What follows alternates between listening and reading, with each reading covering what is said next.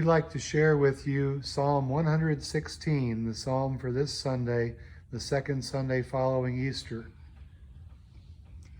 I love the Lord because he has heard my voice and my supplications.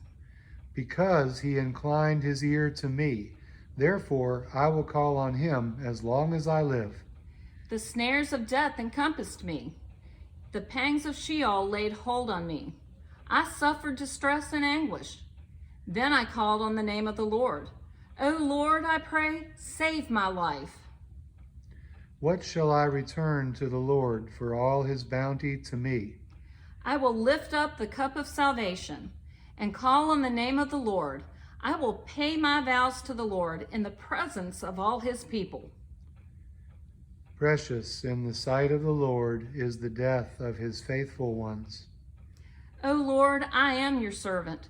I am your servant, the child of your serving girl. You have loosed my bonds. I will offer to you a thanksgiving sacrifice and call on the name of the Lord. I will pay my vows to the Lord in the presence of all his people, in the courts of the house of the Lord, in your midst, O city of God. Praise the Lord. And now we invite you to sing with us the classic gospel hymn, Are You Washed in the Blood? The words should be below your video, whether it's in Facebook or on YouTube.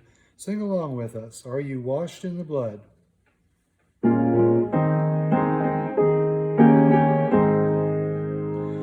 Have you been to Jesus for the cleansing power? Are you washed in the blood of the Lamb?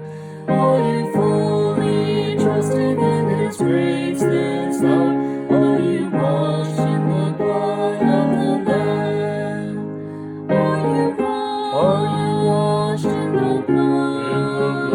In the soul cleansing blood of the Lamb? Are your garments spotless? Are they white as snow? Are you washed in the blood of the Lamb? Are you walking daily by the Savior's side?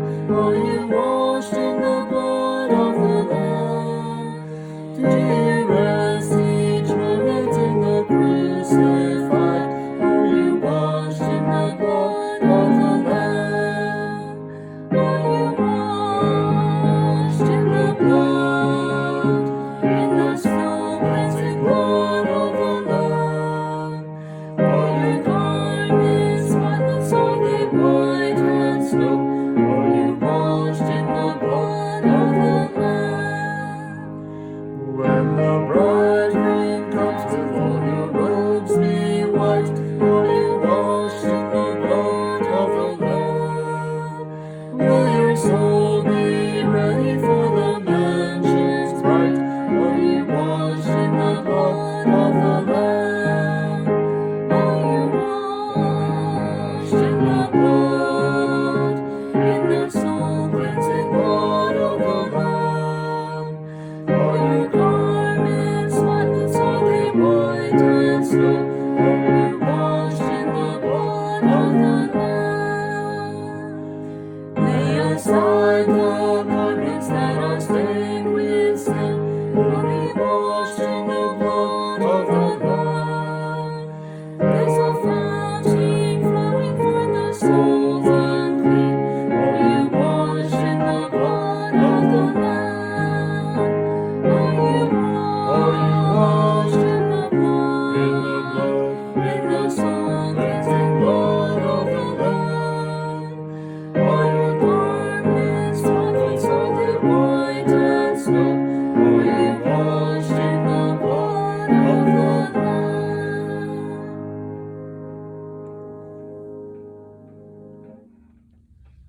Our gospel lesson for this Sunday, the second Sunday following Easter, takes place on Easter, on the very first Easter, when Jesus was raised from the dead, but not all of the apostles were aware of what had happened, and certainly were not aware of what it meant.